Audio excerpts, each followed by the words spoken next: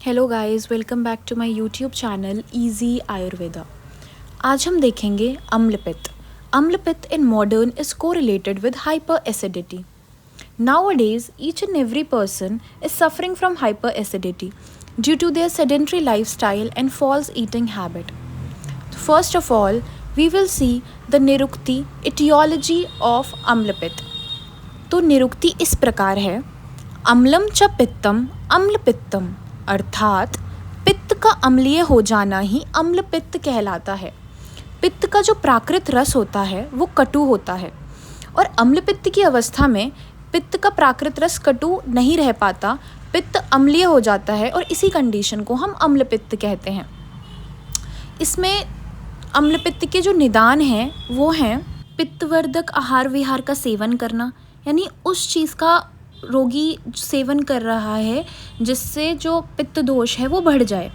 अति अम्ल यानी कोई भी सौर पदार्थ का सेवन करना, अति उष्ण बहुत ज़्यादा गर्म चीज़ों का सेवन करने से भी अम्ल पित्त की कंडीशन कॉज हो जाती है।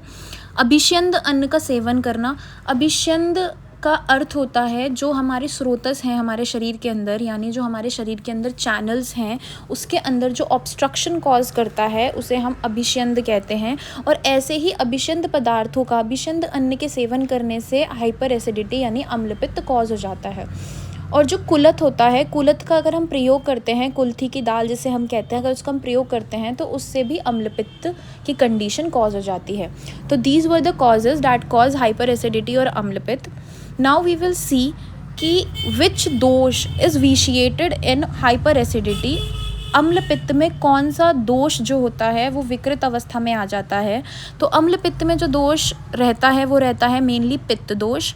इसमें जो दूष्य रहते हैं वो रहते हैं रस और रक्त।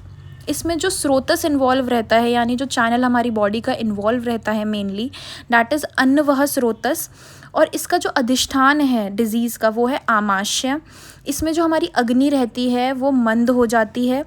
इसका जो स्वभाव है, मतलब कैसे ये उत्पन्न हो जाता है एकदम, तो ये आशुकारी स्वभाव से उत्पन्न होता है। और इसकी साध्यता मतलब ये क्योरेबल है या इनक्योरेबल है, तो ये साध्य डिजीज़ है यानी ये क्योरेबल कंडीशन है। अब हम देखेंगे सामान्य लक्षण ऑफ अम्लपित्त। तो इसके अंदर हमें देखने को मिलेगा अविपाक यानी इनडाइजेशन होगा पेशेंट को, क्लम उसे टायर्डनेस जैसा लगेगा, उत्क्लेश होगा उसे नौजिया लगेगा, अम्ल उद्गार आएगी उसे, उसके हृदय और कंठ प्रदेश में दाह जैसा उसे फील होगा, बर्निंग सेंसेशन उसे चेस्ट और थ्रोट रीजन में फील होगा, उसे अरुचि होगी यानी एनोरेक्सिया होगा। तो ये हमारे कुछ सामान्य लक्षण थे जो अम्लपित्त के रोगी में हमें देखने को मिलते हैं। अब हम देखेंगे अम्लपित्त के भेद, टाइप्स ऑफ अम्लपित्त। तो पहले हम करेंगे अम्लपित्त का डिवीजन अकॉर्डिंग टू दोष। तो दोष के अनुसार अम्लपित्त 3 प्रकार का होता है, वातज अम्लपित्त, कफज अम्लपित्त और वात कफज अम्लपित्त। और दूसरे जो हमने इसका भेद करा है वो गति के भेद से करा है। तो गति भेद से जो अम्लपित्त है वो 2 प्रकार का है, ऊर्ध्व अम्लपित्त और अधो अम्लपित्त। तो ये थे हमारे types of hyper acidity according to Ayurveda, यानी अम्लपित्त के जो भेद हैं दोष अनुसार और गति अनुसार। Now we will talk about the treatment of अम्लपित्त, दैट इज चिकित्सा क्या है अम्लपित्त की। तो सर्वप्रथम हमें रोगी को बोलना है कि उसे निदान परिवर्जन करना है, यानी जिन निदानों की वजह से उसे ये कंडीशन कॉज हुई है उन कारणों का पूर्णतः त्याग करना है। दूसरा संशोधन चिकित्सा यानी वमन और विरेचन कर्म उस रोगी को हमें करवाना है। और तीसरा है पित्तवर्धक आहार विहार का त्याग कर देना है। तो संशोधन चिकित्सा के अंतर्गत हमने अभी जो प्रकार पढ़े थे इसके अम्लपित्त में, उसमें गति भेद से 2 टाइप के अम्लपित्त थे, ऊर्ध्व अम्लपित्त और अधो अम्लपित्त। तो ऊर्ध्व अम्लपित्त में कफ का संसर्ग होता है, इसलिए उस कंडीशन में हम वमन कर्म करवाते हैं और अधो अम्लपित्त में हम विरेचन कर्म करवाते हैं। तो ये थे हमारे संशोधन चिकित्सा ऑफ अम्लपित्त।